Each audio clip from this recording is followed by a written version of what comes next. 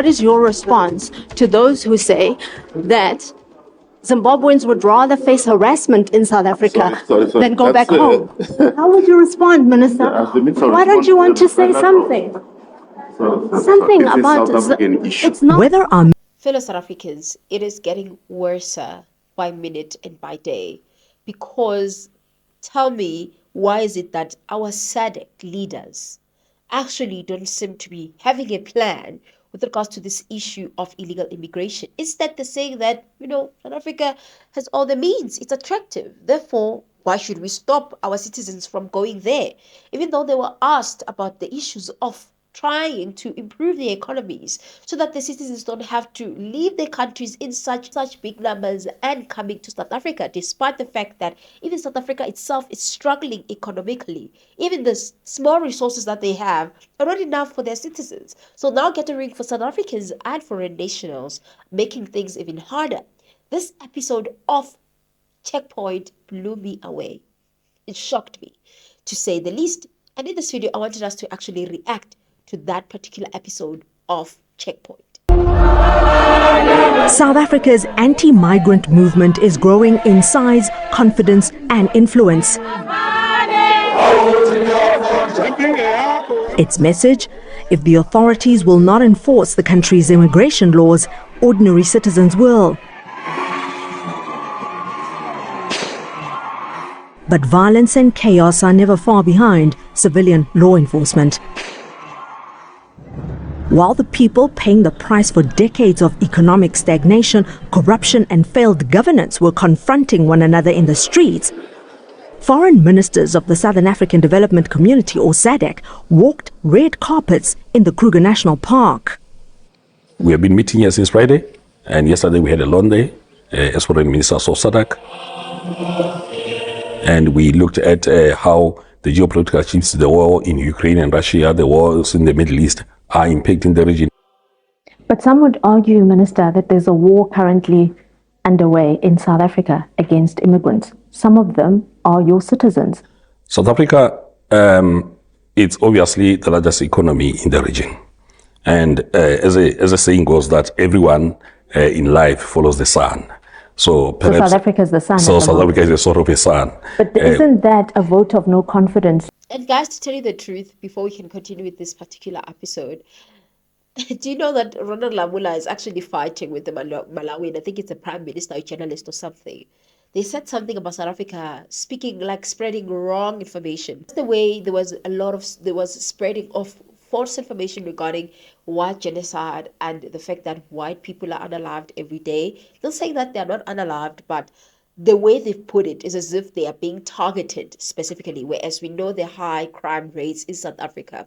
So here we're seeing the same situation of people actually using this particular case or this whole thing that is happening in South Africa to actually advance lies regarding the situation. I'd say is that they're reaping what they've sown, and they will still eat like this, especially after the president did the press brief that he did yesterday, of which I think he did not address a lot of things. The plans that he has, I'm not saying they're not good, but they are for a long run. They are for a longer period, not a shorter period, as in like people want a solution now.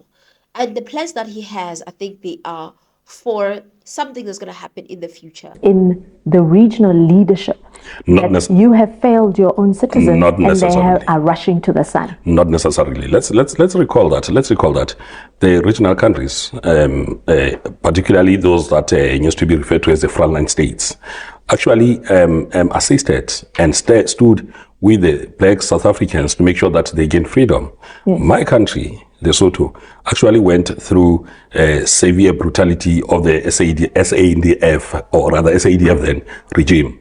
On the 9th of December 1982, the SADF raided Maseru. 30 ANC exiles were killed and 12 Basotho were killed. In 1985, the same raid was repeated in Maseru. 9 people were killed, including 3 or 4 Basotho. So the Lesotho and other frontline states, Botswana, Zimbabwe, Zambia, Swaziland, Mozambique, were often raided by the brutal forces of the apartheid era. Blah, blah, blah, apartheid this, apartheid that. We are so tired of the apartheid talk. Just answer the question regarding your economy. Not the apartheid things, guys, come on. Even if they can say that right now, that Nelson Mandela comes back, you'll be shocked that apartheid is still used as a way to hide accountability. Our leaders can do better than this. So the South African brothers have always been brothers to us. We stood with them during the struggle. And because of the advanced economy that the ANC government inherited, and obviously remember, during those days, despite the apartheid regime, these frontline states were labor exporting to South Africa. So the question of the countries neighboring South Africa actually sending laborers or where people going to South Africa to work is not new. What? What did I just hear? Hello? Can somebody help me? Because South Africa, yes, it is true that it is the wealthiest than most African countries, partly because it inherited a large industrial and infrastructure base that was built before and during apartheid era. But it is not accurate to say that apartheid itself created a superior economy that benefited all South Africans. That is not true. In fact, apartheid helped build infrastructure and industry for a minority while simultaneously limiting the skills, income, property ownership, and economic participation of the majority. Many economists argue that these restrictions ultimately weaken South Africa's long-term growth. So I don't know what he's talking about. Guys, do you know that currently the unemployment rate in South Africa is above 30%? And then you're telling me that we have a richer economy. Oh, come again. It didn't arrive with the ANC government. It has always been there. But some South Africans would argue that 60 years after independence of Lesotho, you should have your own economy that looks after the needs of your own people. How would you respond to that? Now, remember, those 60 years, almost half of them, if not 4/5 or 3/4 of them, were spent assisting the South Africans against the oppressive apartheid regime. So you couldn't grow your economy at the time. Your own people, and they're rushing to South Africa, as you said, you called it the sun. They're rushing to South Africa for opportunities because your governments have failed to create opportunities for your own people and social services like health services, education, etc. South Africa has always been accommodating foreign nationals, particularly from neighboring countries, to work in them for more than now or close to 130 years. But with all due respect, Minister, you're not answering the question of why you haven't grown your economy to take care of the needs of the Basotho people. Remember that each country, like I said, it depends on what it has. So you have nothing, is what you're saying? Well, not necessarily nothing, because those besides water. There's a lot in Lesotho, for instance. It's referred to as a gene capital of the world. We've got major textile factories. Now, if the southern countries come together like they've done now and actually say, look, what is it that we can harness from Lesotho? What is it that we can use to empower Lesotho? Currently, Lesotho exports textiles to South Africa, but on a minimal scale. South Africa imports almost 80% of its textile apparel from China. But if that regional capacity market is shared, each country will empower each other. If we decide to use, for instance, the oil in Angola, that Angola has got a lot of abundant oil, but it needs the potential to do what? To improve its refinery capacity. Then Angola, based on the oil deposit it has, it should be able to support the entire region. So shouldn't these debates have already happened? It's 2026. It seems like you're debating elementary. We should actually be glad that the shift in geopolitical politics has happened, because it has ignited for your own people. It's ignited the debates to come together as a region. It's very sad. Yeah. But remember again that even South Africa cannot survive without these other neighboring countries being the market for their own produce. So at the end of the day, each country depends on each other. Yeah. Let's get to the issue of crime. Yes. And illegal mining. Illegal mining, it's a result of what you may call the previous dominance of the mining sector being an implement of choice for both South Africans and neighboring nationals. But that is breaking the law. Basotho are arrested almost on a daily basis. Breaking the laws of South Africa, the mining laws. We cannot single out, they cannot be singled out to be the problem to the South African illegal mining sector. Defending your citizens does not make sense, especially when you know that they are on the wrong. It just takes a simple search. You don't even have to go deep and do an extensive research. People that are the ones that are making or are causing the issues of illegal mining in South Africa, or the ones that are always operating illegal minings in South Africa is Mozambican nationals, is Lesotho nationals. So all those three are the ones that are always found doing illegal mining. And then you're telling us that, no, it's not. Stop being defensive. Why not?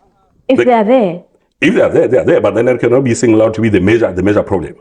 But speak to the fact that they are there. They are there. Please, let's speak to that. They are there. Yes. And I'm saying that is a problem. That's a social problem that both countries. Social problem. That both countries should actually join hands to eradicate. So what would you say to South Africans who are out in the streets right now, basically telling those who are undocumented immigrants to leave? Look, we need to. There are mechanisms to deal with illegality, and they feel that the South African government has failed I would not speak to use the legal mechanisms in place. I will not speak to sort out the problem. I will not speak on behalf of the South African government. It's not right to be illegally in one's country, but then it does not mean that the population or the people should actually take law into themselves. Do you understand their frustration? That they have minimal resources. I mean, South Africa is the slowest growing economy. It is the biggest, but it is not growing. So it's unable to cater for the needs of its own people. Can you understand the frustration of the South Africans? Let's put it this way. Perhaps those who employ the foreign nationals. Those who employ the foreign nationals. The South Africans who employ the foreign nationals. Yeah, South African businesses, enterprises, families, households, those who employ foreign nationals should perhaps be asked why they're not employing South Africans, if that is the case. They should be asked, why are you not employing South Africans? And that's the social problem that the South African government must address. They should find out why the households in the Pretoria area, in the Johannesburg area, and all over the country are not employing South Africans. Many South Africans feel employers can break labor laws more easily by hiring foreign nationals. The onus lies on the South African authority, the onus lies on the South African government to make sure that it enforces its own laws. So because at the end of the day, if I'm a South African household owner and I've got an illegal person working in my house, I'm equally liable to breaking the law. So the onus lies on the South African government. And it's not for neighboring countries to assist or to make sure that South Africa enforces its laws. It should take off what is happening in its own land. I don't know if you guys can see what I see or hear what I'm hearing. But what this leader is literally saying is that South Africa is a lawless country. It's a country that has all these laws. We are surrounded by a lot of laws, guys, in South Africa. I don't know if I can count them, how much they are in total.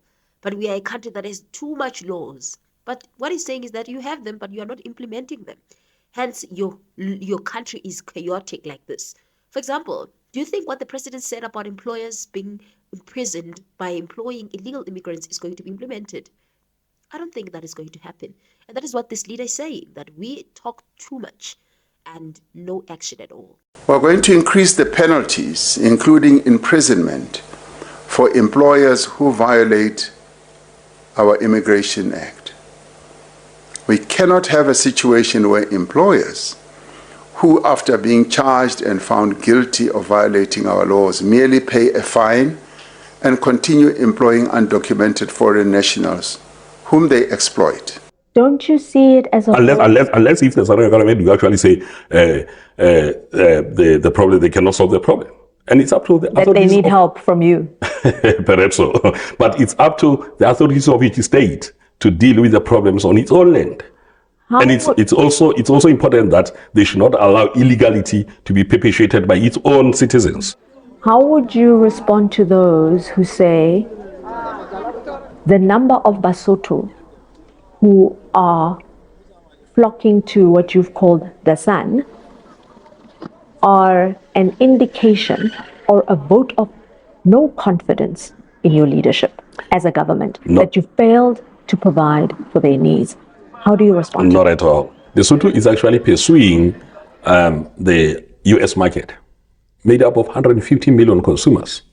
It knocks on US law. I mean, on US laws, day in, day out. South Africa by the same. They go to America, they beg the market. But hang on, SADC region population alone is 400 million. So you go rush to after the US 150 million supermarket, you leave the 400 million here. Yes, but the 400 million don't all have disposable income to purchase. That is right? that is why then the authorities in the region should actually build that ability. I was also shocked by the behavior of one of these actually international ministers or prime ministers or whatever, international affairs prime ministers or ministers or whatever they call them in their countries. The way he was so rude, the Zimbabwean one, and didn't want to answer. It's just so shocking, guys, that we have leaders that are causing this high influx, this high problems of immigration, but they don't want to take accountability. They don't want to answer with regards to what is going on in our country. Robert Mugabe remained popular in South Africa. A former liberation fighter's post-liberation deeds often separated from their consequences.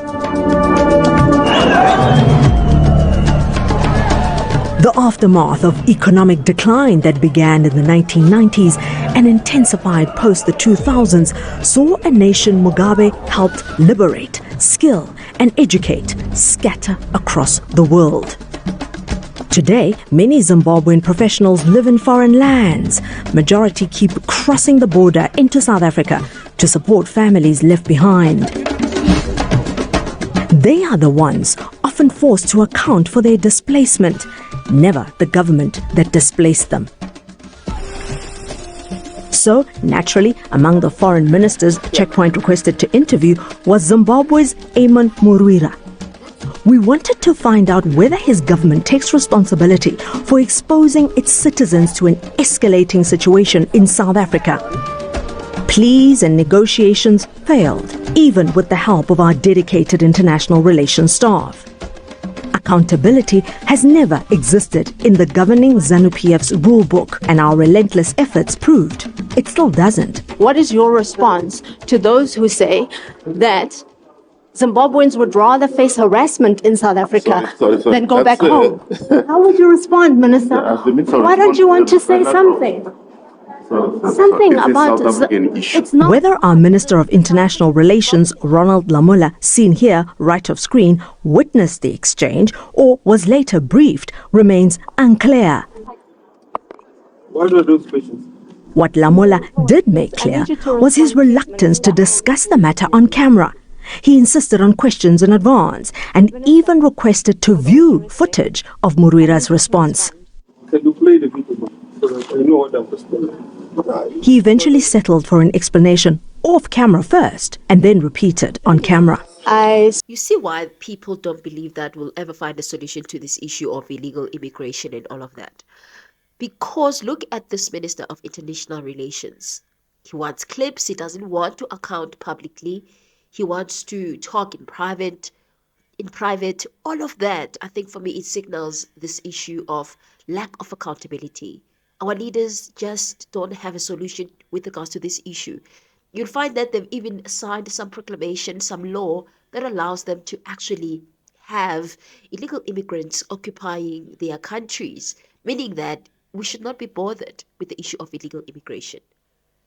Spoke to the Foreign Minister of Zimbabwe, Minister Murwira, about anti-migrant demonstrations that are currently taking place in South Africa against some of his citizens.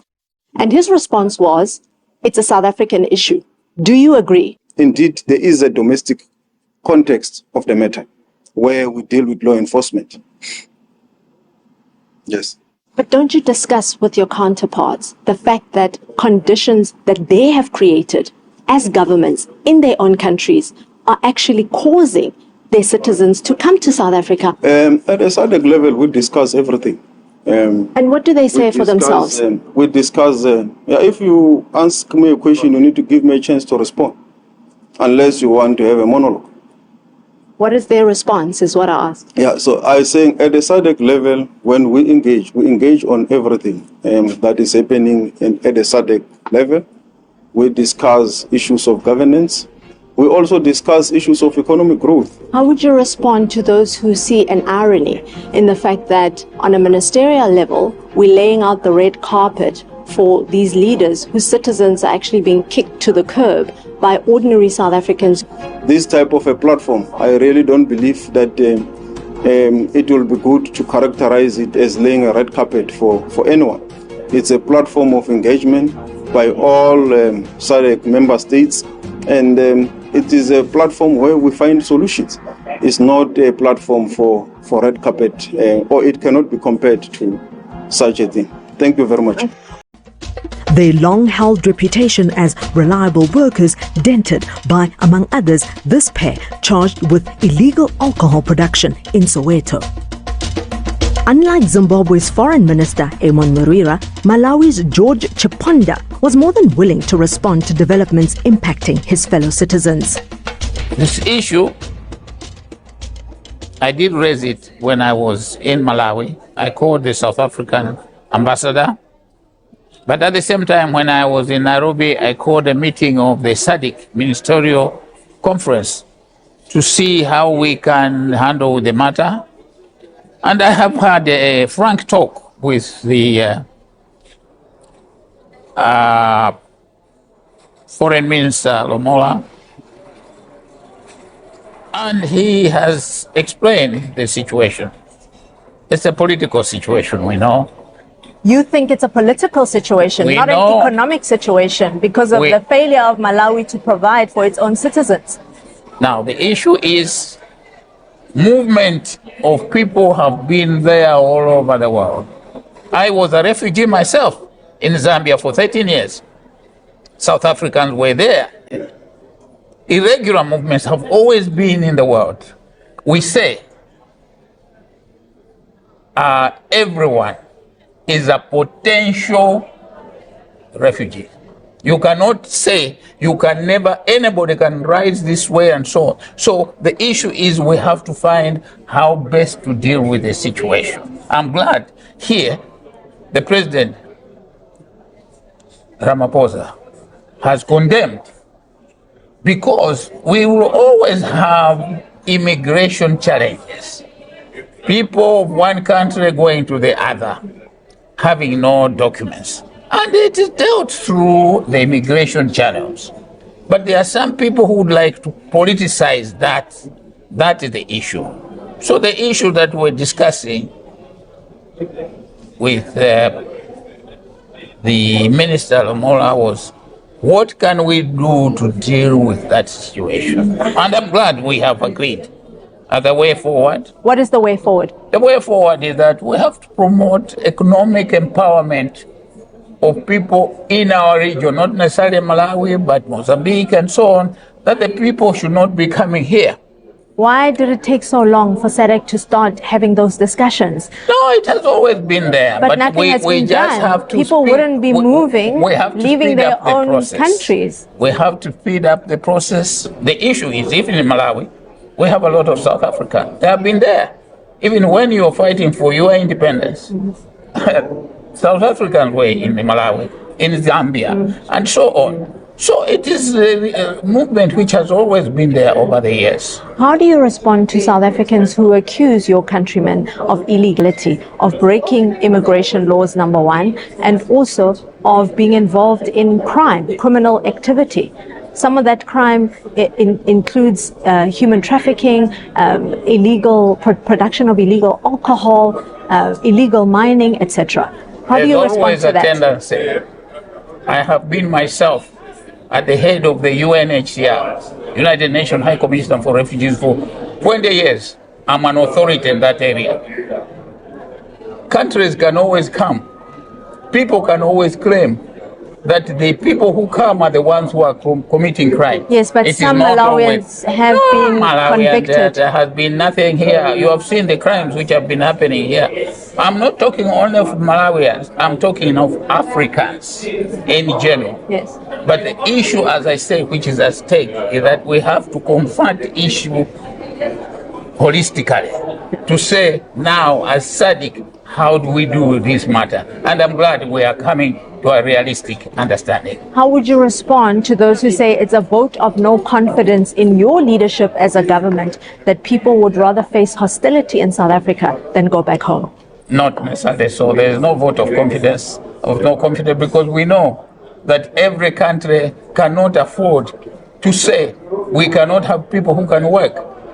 There's always movements of irregular people. There are some people who have been in this country for ages. In Malawi, we have Zulus who moved from here to, they are settled in Zimbabwe. We have other Ngonians who have been there. They don't have any papers. If today we said all South Africans come from, there would be huge numbers coming here. Where would you put them? Because these are the people who have settled. Zulus, we have Zulus, same names, they speak the language. We go Ngoni, they all speak the same language. But this is irregular movements. We have to deal with them. What is your message to those who are breaking immigration laws? Be patient. The issue is, let the leaders be left to us to come out with a program which will empower the people. So guys, let me hear what you think about everything. This whole protest is still proceeding. The 30th of June is coming. And I just think as South Africans, we should brace ourselves. I don't know what's going to happen on the day, but it looks like the president also does not have something of substance that comes as an immediate solution for both the South Africans as well as immigrants as well. I don't know. Let me hear what you think, guys. Otherwise, I'll see you on my next upload. Bye.